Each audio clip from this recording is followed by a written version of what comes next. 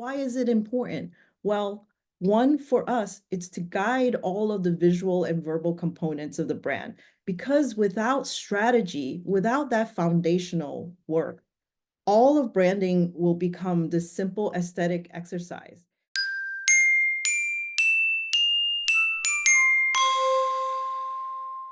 Thank you so much for inviting me to kick off Brandiology 2024. First, I want to thank the Future Design School for putting together this amazing conference for everybody, accessible for everybody who is passionate about design and branding. So yeah, welcome to the art and science of branding. Before we begin, I'm going to share a little bit about me. So I'm Connie Louie. I'm partner and creative director at Yummy Colors. A little bit about me. I was born and raised in New York. My parents are actually originally from Hong Kong. I spent the most of my childhood and teenage years in New York, and then had the wonderful opportunity of studying abroad for university in Paris. And then I came back to New York to finish my degree, and that's when I started my career. Just like everybody else, I started as an intern, then became a designer, art director, and eventually creative director. And lucky enough, my job enabled me to work on campaigns for brands all over the world. So it took me to many different places and doing activations and designing experiences for different brands. And as Ivy mentioned, eventually, actually before the pandemic, I started teaching at a college in Brooklyn here. And then eventually got the opportunity to teach at Harbour Space, both in Barcelona and Bangkok. So that's just a little story about me. And then for 15 years in my early career, I worked on designing experiences for some of these brands that you see here, you might recognize at various agencies. And of course, later on, I joined my two partners at Yummy Colors. Here is the three of us standing on top of Lego House in Billund, Denmark this past spring. Denise, who is Danish, Diego, who's Italian, and me, who is Chinese American. And we all used to work for brands in-house and as well as agencies doing all sorts of creative work. We are based in New York and in Copenhagen, and our team is fully remote.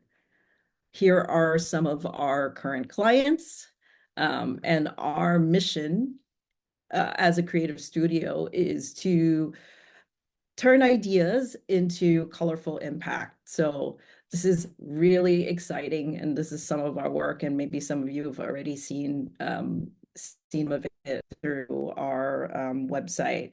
But we're really excited because working in branding allows us to sit at the table with founders and leadership teams and craft and build their brands. So enough about us, because you're here for branding. And I want to start off with a provocative question. So, what is branding really? And where did the word brand come from? Branding originally was referred to burning either a piece of wood or iron to mark cattle or furniture or pottery or livestock in order to show ownership, right?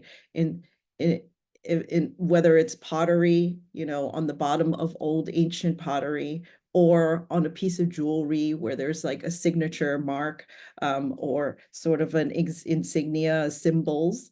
It was a way to show quality. So imagine if some farmers had the healthiest cows and the symbol actually meant quality. The most durable pottery or the most unique design jewelry or creative ceramics. It was a way to identify who the makers were and who actually was recognized as a brand, right? So that's where the actual word brand comes from. Well, today's branding's primary purpose is to make a product, service, or company uniquely identifiable, right? That is what branding's purpose today is.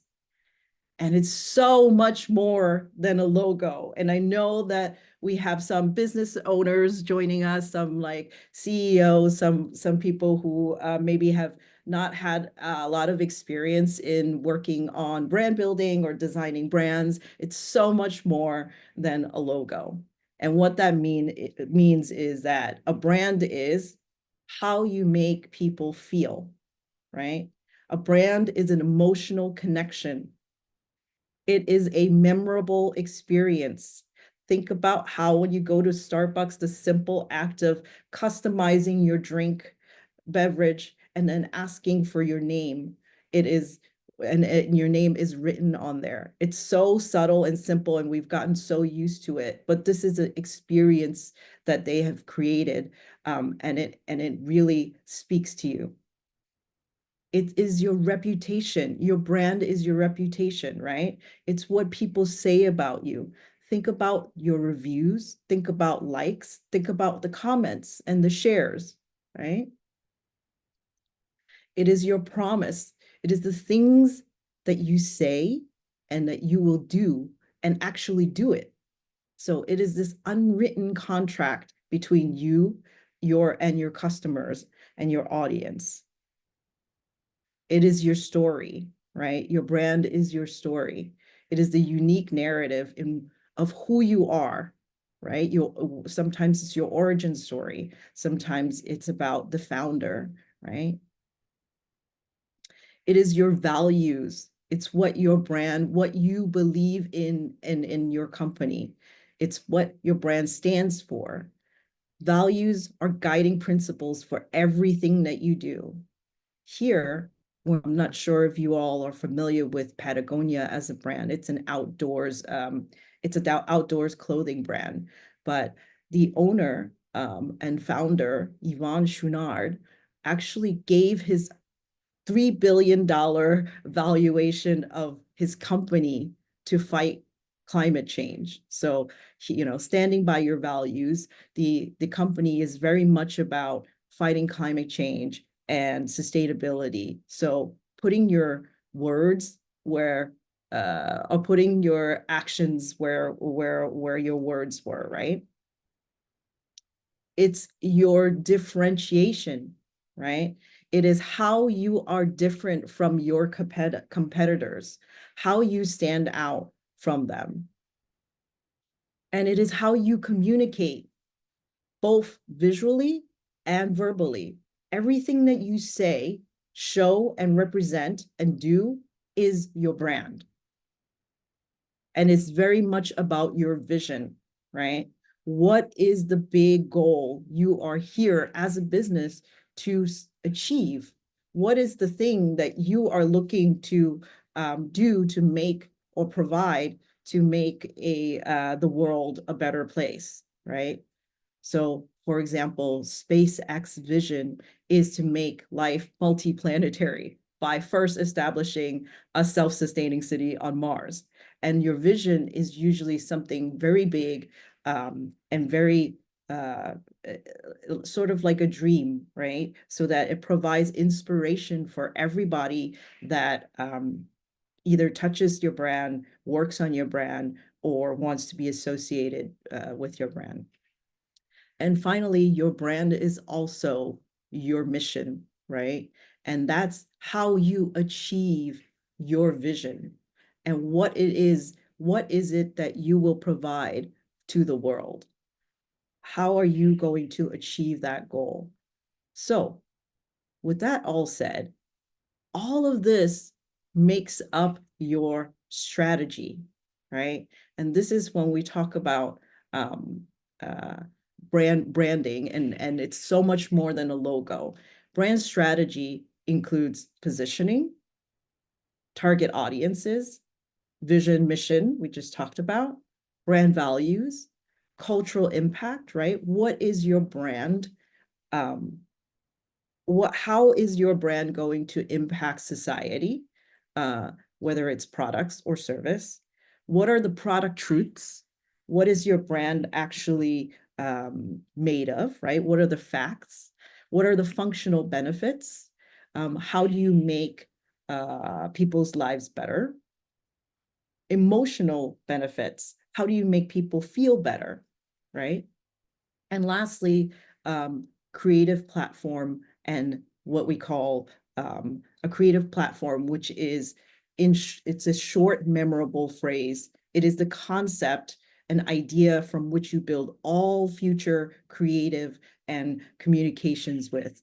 Sometimes it's known as the tagline. So think about Nike, just do it. So that is their creative platform. And I want to mention to everyone here that every branding agency and all over the world has different approaches, and they call things different names, but they all sort of mean the same thing. So, for example, brand values, you'll sometimes hear them be called principles, brand principles, or brand pillars.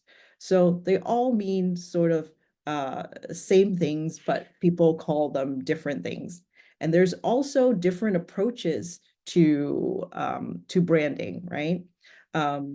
We do what I'm sharing with you is sort of an ideal scenario. And from our experience, these are all the elements that are sort of included in branding, in a branding brand identity project, right? And some of your projects might not include all of these, or they already have all of some of these elements in place. So all of this, like I mentioned, makes up brand strategy. And now that is sort of what I call the science part. And this, it's really important to have this foundation because that informs your visual, your expression, your brand, what we call brand expression. And that is your visual identity, right? And this is as designers, and we know that many of you here are designers.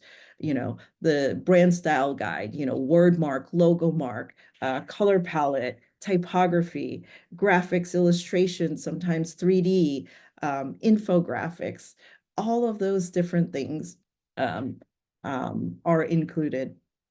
So art direction as well, right? What does your photography look like and video look like? Um, Applications. So then this is towards the end of it, right? These are all the core elements that you need.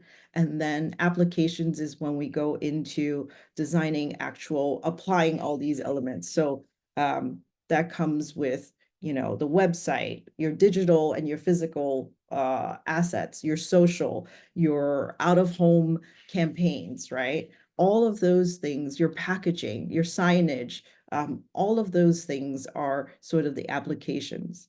And tone of voice, a lot of people, you know, forget that it's not, that it's just as important to have a tone of voice itself. So, you know, to pair really well with the visual identity, it's not only important to have practical language, but what is your brand personality? What is that messaging? What is that tone of voice? Is your brand humorous? Is it funny?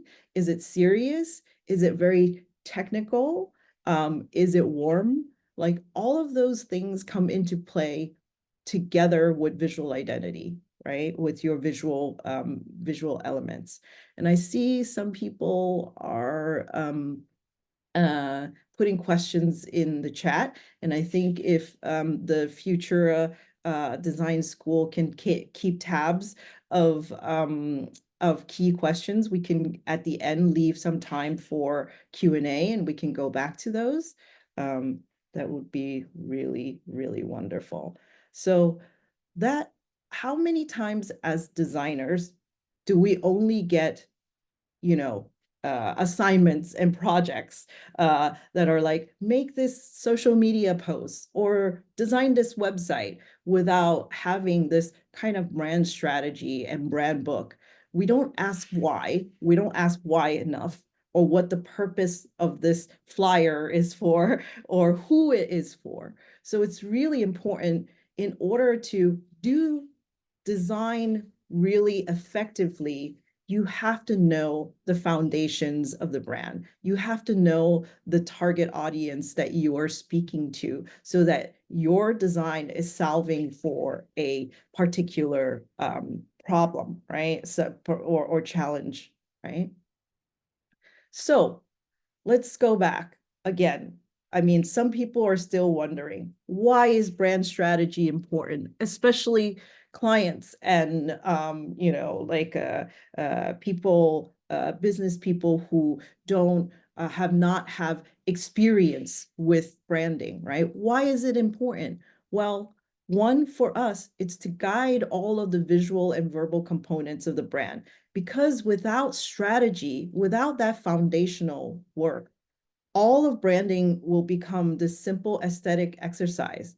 You and I can argue whether we should have the brand primary color as pink or blue, and then the CEO's likes blue, so we have to, or the CEO's cousin likes blue, and then there's not a good way to reason to kind of back up that decision. It's never Design and branding is never personal. It is about strategy, it is about research, and it's finding the right opportunities for the brand to stand out. So, with strategy, every single creative decision is grounded in what the brand really stands for. So, that's really important. Think about it. Without the science, art is open for interpretation, right? So, every component that you design should have meaning, whether it's the logo or whether you're choosing colors for a color palette, they should have meaning and tie back to the essence of what the brand is about. If your brand is about nature, something natural, maybe you're taking inspiration from uh, colors from the natural world, right? And you're naming them that. So it's really important to think about strategy as the first and the foundational work that has to be done, right? So this is branding, right? Oh, wait, there's more, right?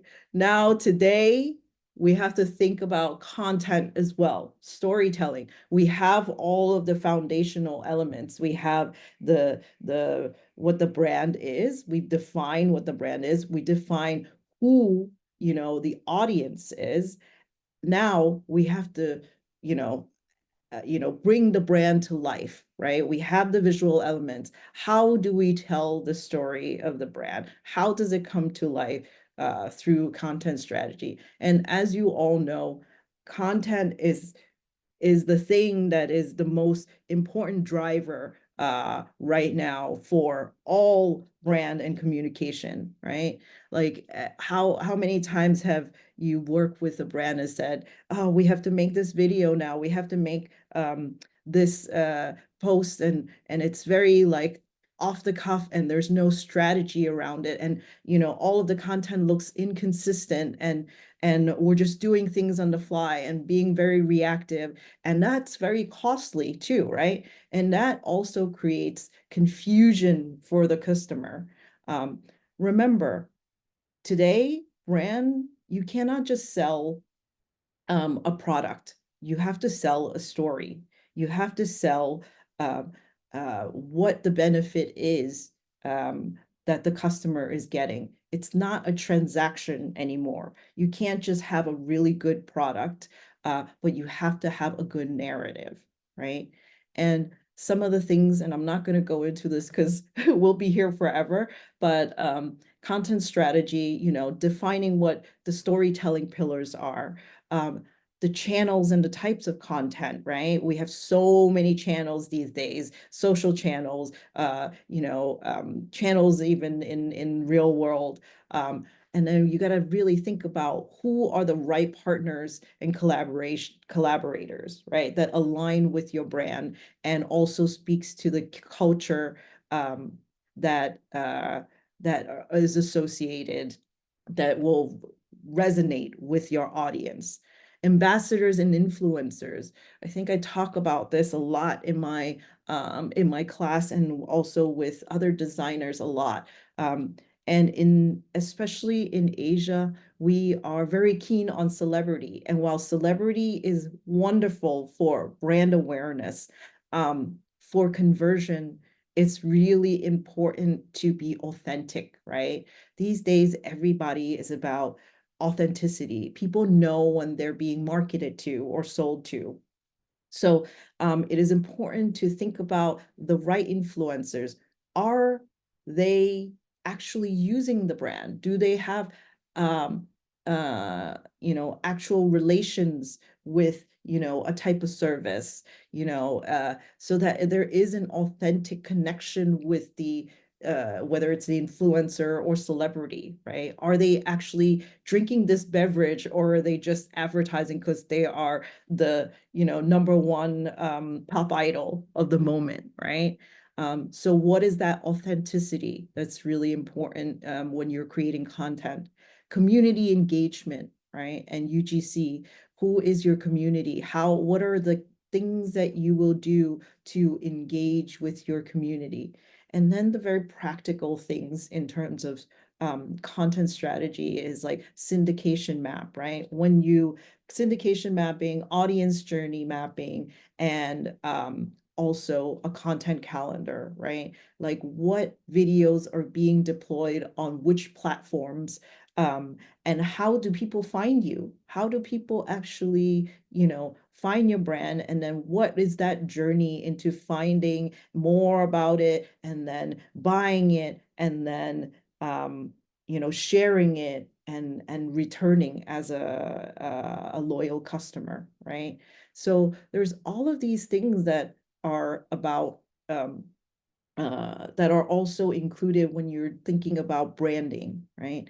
And I will say, for those who are in the room, who are business owners and CEOs, like, this is why branding costs money, right? This is all of the work that goes into it, right? This is a lot of time and energy spent. There's a lot of thoughtfulness. And when a client's asking why is it taking so long, and why do we have to spend this much time on a certain thing, this is the foundation of your brand, right? How much you value your brand is how much thoughtfulness that you will put into it, right?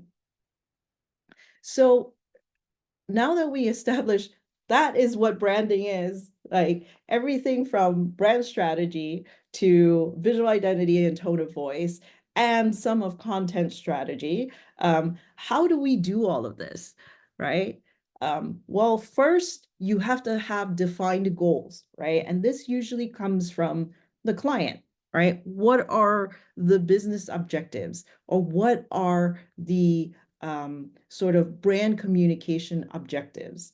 What are the things that are gonna we are here to solve with doing a brand, either designing a brand from scratch, or doing a rebrand or refresh, right? It's really important to have those things defined. And I will give you some examples. So maybe your business objective, or the client's business objective, is to introduce new product line, right? And now is the time for them to do a refresh, right? Because they're offering a lot more than they used to. So maybe the mission is not aligned. Maybe they're expanding into new markets, right?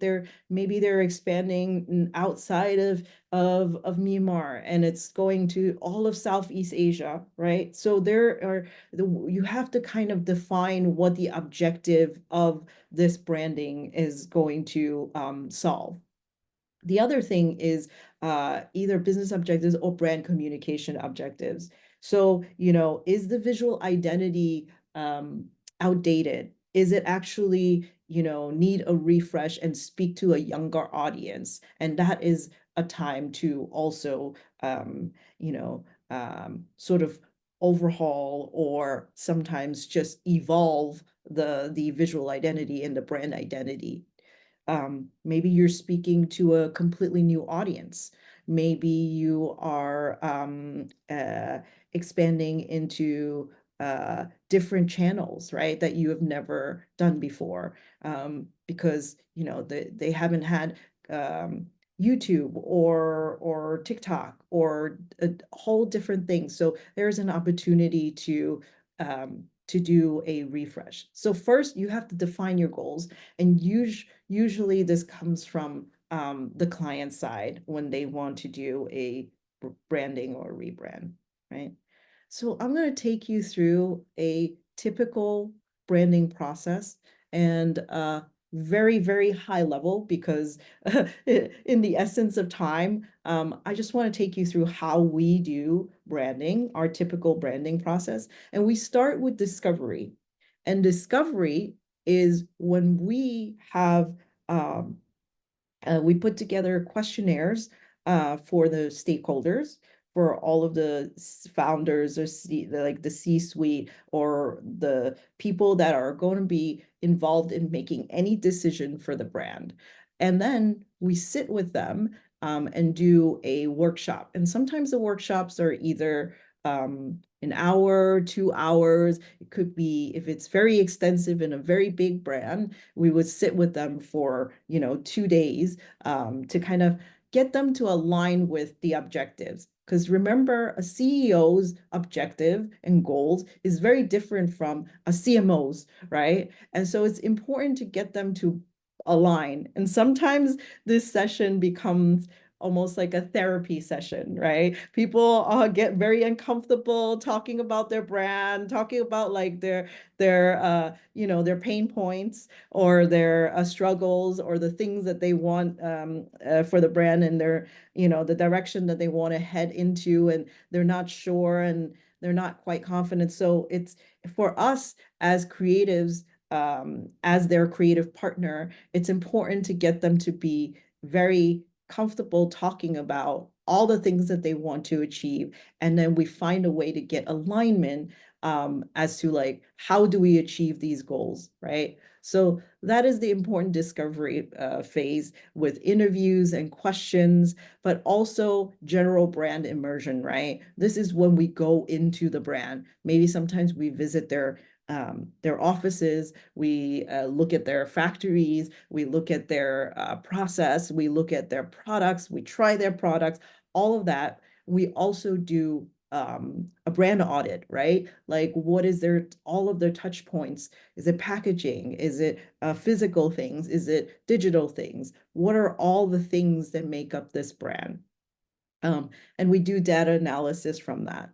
Now, after the discovery phase, we jump into market research. And sometimes the client already has some of this and competitive analysis as well. So market research is really important because you have to understand the market trends, right? And that's not only in the industry itself, but being aware of what's happening locally and also what is happening globally, right?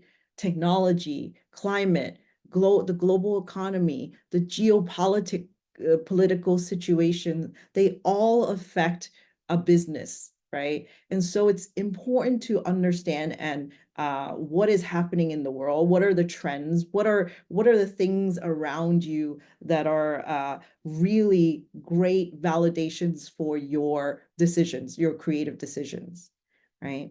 And when I say competitive analysis, there's direct and indirect competitors. And it's really important to not only know who your competition is, because there's so many people providing the same product and the same service, right?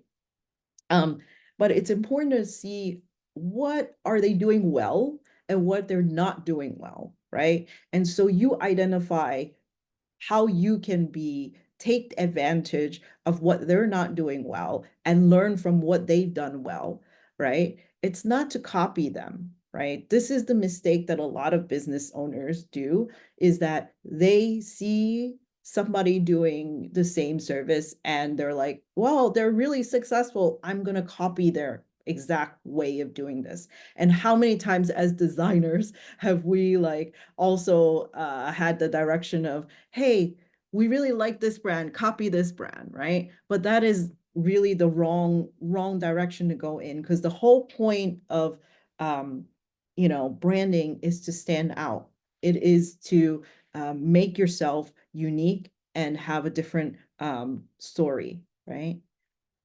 And with all of that work, with all of that data, all of that science, all of the things that we've, analyzed, we turn that into the brand strategy. All of this informs the brand strategy. And that's what I mentioned again before. That includes like the positioning in your market that defines who your audience is.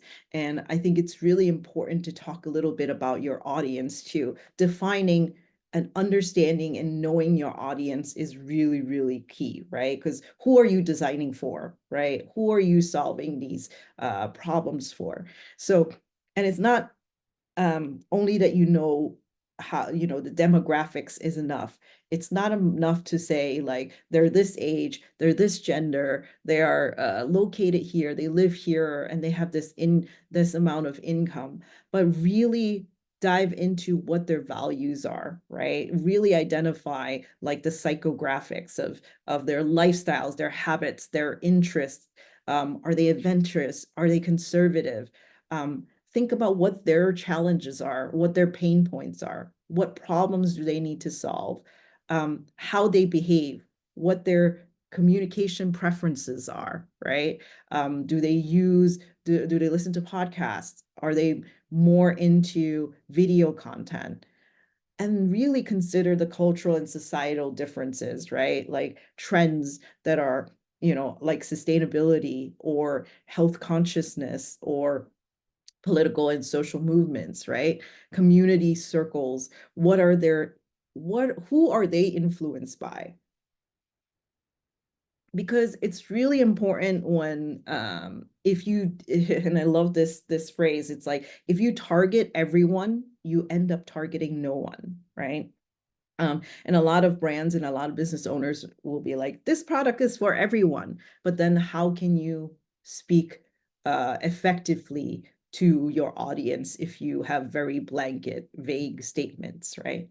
Or messaging. So that's really, really key.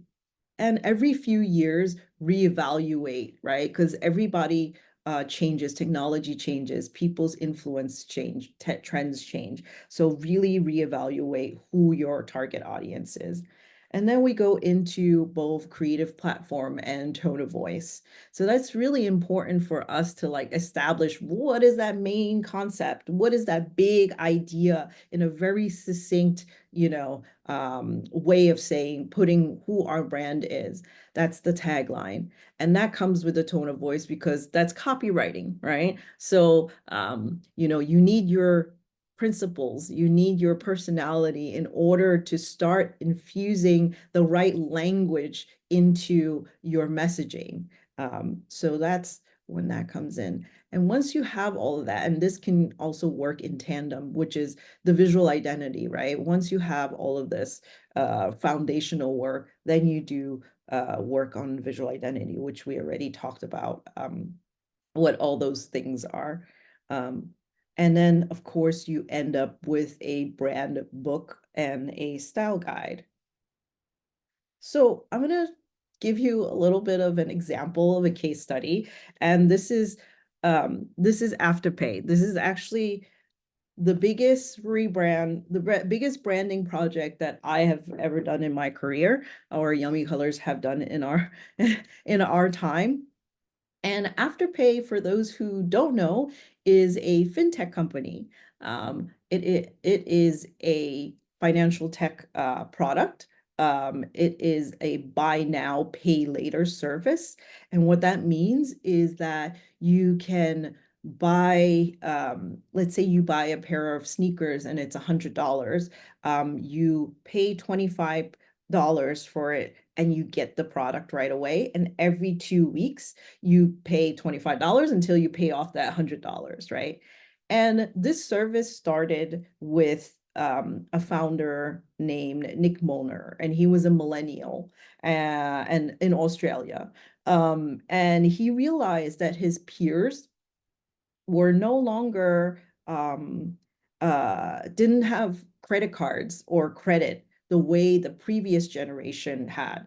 And what was important is that like credit, the generation before put ourselves in a lot of debt, right? With using credit cards, and we run all kinds of, high percentages and interest rates and things like that if you don't pay it back. So he was finding a way to not one, still have people access product and access goods when they need it, right? Services and goods, and allow them to not go into debt by capping a certain amount. So if you don't pay a certain amount, you don't get to continue to spend, right? So so it's a way of managing also people's uh, their financial situation, right? So really wonderful company in Australia, born in Australia, was hugely successful. In 5 years, they went IPO. Um, and it was used for everything. Think about like you could go to the dentist and use Afterpay. You could buy tires for your car or your motorcycle with Afterpay. You could do every kind of purchase with Afterpay. And then, while they were very successful in Australia, just like MasterCard or like Visa and all of these other big payment services, they were entering new markets. So their goal was to enter the US and Canada, and also the UK and Europe. And at the time, they didn't have a story, and they were doing, things in a very inconsistent way. So with them, with that goal, knowing that that was their objective, we spent a very long time crafting a vision and a mission with them, right?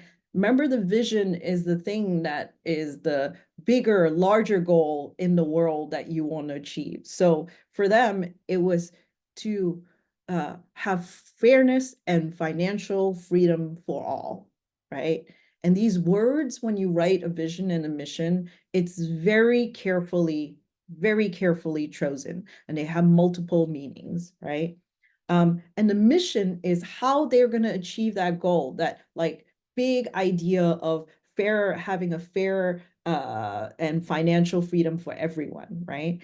And that is by powering an economy in which everyone wins. So that is in the core of what they want to achieve in the short and long term, right?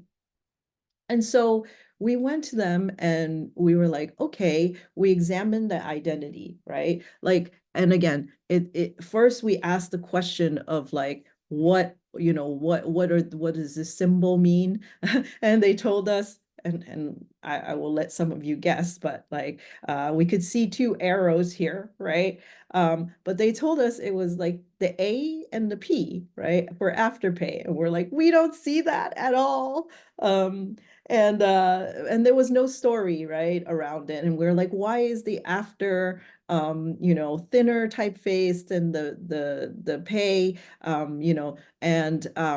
and we were first engaged to work on this rebrand. And in Australia, remember, they've already had a lot of equity and a lot of recognizability in their market, right? So Australia was kind of hesitant, and they were very pushing back and saying, hey, like we don't need a rebrand, we're doing fantastic, we're doing really well. So they were holding really tight.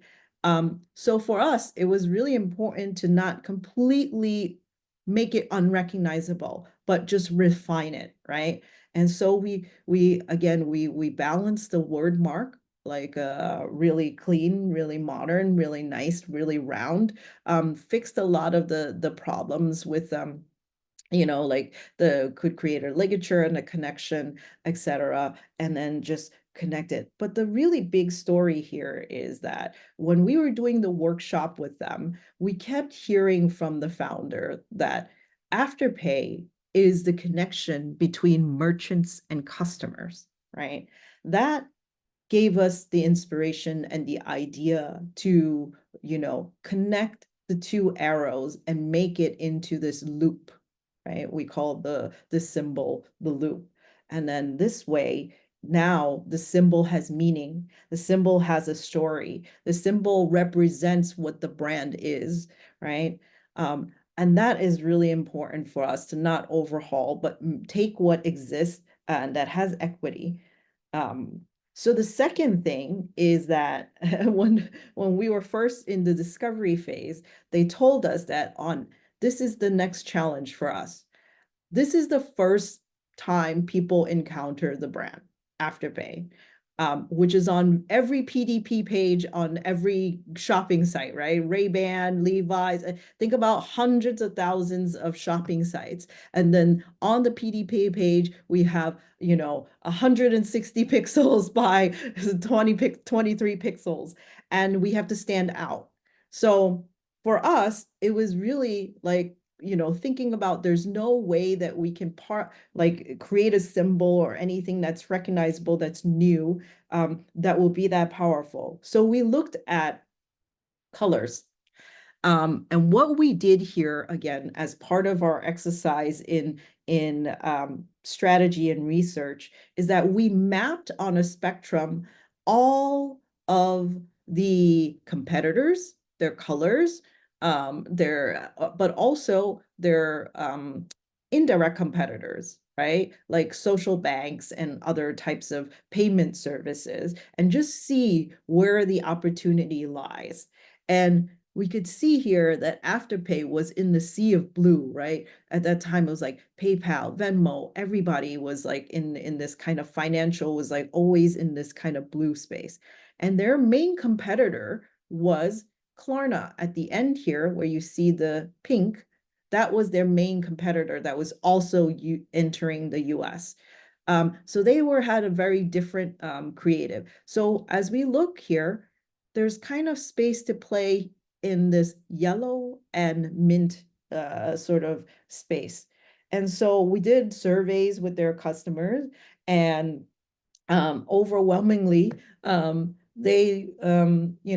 everybody chose mint, which was really amazing, the majority of people. So we went with mint.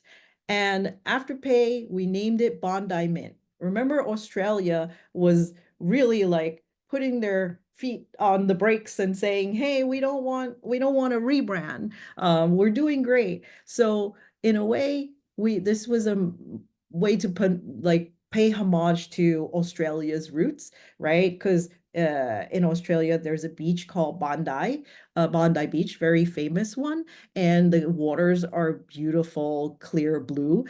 So this was a way for us to kind of pay homage to it, and everybody sort of that were hating on the rebrand idea sort of became really happy about it and supported us, right? And so we went to Pantone and actually created a color for Afterpay.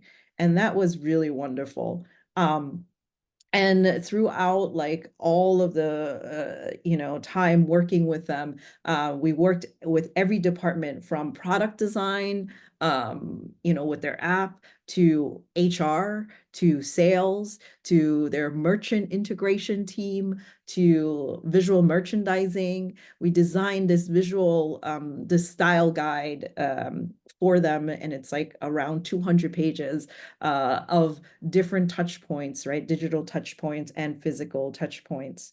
And all of the assets that you could see here, a system of new iconography, a typographic, treatments and hierarchy, but also like how does it come into play in layout and out of home. We created a bunch of like assets for them for in-store, also just to talk about really clearly about their service, create little animated GIFs and things for their social when they were launching, but also like their credit card. And it was hugely successful after we, spent a year on this brand.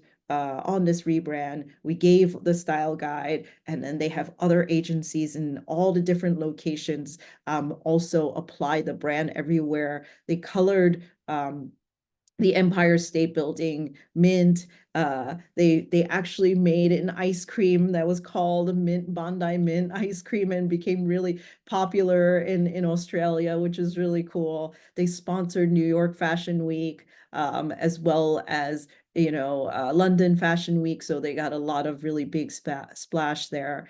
And it was really nice to now still see them apply our visual identity to very well to to the T. So fun fact, and I'll leave you with this, is that after we rebranded, and it wasn't even a year afterwards, it was the largest fintech acquisition in the history of acquisitions, which was it sold Afterpay for $29 billion to Square. So with this rebrand, they were able to go and completely enter new markets, but also be acquired by a really, really big company, right? So the rebrand made a real impact, and I forgot to mention that they were entering the fashion and beauty and wellness market in the US, and that's why it is much more youthful and it's much more fashion oriented, right? So few principles for successful branding to wrap it up a little bit. One is uniqueness, right? Your brand should stand out from competitors. Unique design elements can help show what your brand, what makes your brand special and why your customers should choose you. Consistency, right? Maintain a uniform visual style across all of your platforms and materials. And that's all of the elements that we talked about, right? To establish brand recognition. Timeless and adaptable. It's important to know about trends, but think about how it would come off in 5 years. So think about like your content can be more relevant and more trendy, but in terms of visual identity and the elements, think about how you can be adaptable over time, right? How can you build upon these assets, and how can you extend and flex in all the different mediums, right? It's not just digital and print anymore. It's also physical, right? It's also three-dimensional. It's also virtual. So think about how your elements, when you're designing logo or graphics, like how does that transcend different mediums as well? And a meaning and intention, right? Ensure that everything that you do has is based on reason and has like it's informed by something so that it has meaning and it's all connected to what the brand is about. Consider again cultural, social, industry specific things. So that's really important. Meaning and intention. Question, what is this poster for? What is this, what is this, a website supposed to do? Who's visiting it? Who's using the app? Like all of these things are really important to dive deeper as designers and creatives to have it fun. And the last one is really, really important. We are actually in the business of emotions, right? Emotional connection is what we need to really really do in terms of branding and design, right? Think about the brands that you have affinity with. Think about the brands that you really like. What is that emotional connection that you have with that brand? So that's really, really important. These are sort of like our 5 principles in how to be successful. Now I'm going to leave you with a few thoughts here and then we'll open it up for questions.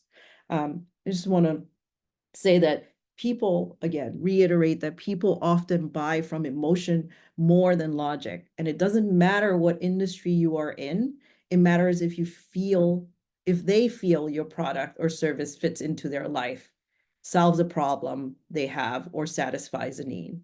People buy a desired state, they buy a feeling, a story, a community, a belief, and a shared mission, right? Or a shared mission. And remember, it's not a transactional thing anymore. It's not just like I have this amazing bicycle that I design, um, and you're selling that bicycle. You're not selling the bicycle. And I'm going to give you some examples here. And this is where branding comes in. I want you to think about these a little bit. So Nike sells motivation, not shoes. Apple sells experiences, not tech gadgets. Amazon Shopee sells convenience, not products. McDonald's sells happiness, not burgers. Ferrari sells status, not cars. Disney sells memories or stories, not roller coasters. 7-Eleven sells reliability and not snacks. So what does your brand actually sell, right? What is your brand about? It's not about shoes. It's not about tech gadgets. It's not about, you know, products, the variety of products that you have, right? It's not about burgers. It's not about cars. It's about this other thing that you are providing. So I'm going to end with this quote that I love so much. Um, I've learned that people will forget what you said, people will forget what you did, but people will never forget how you made them feel. Maya Angelou, poet. Thank you.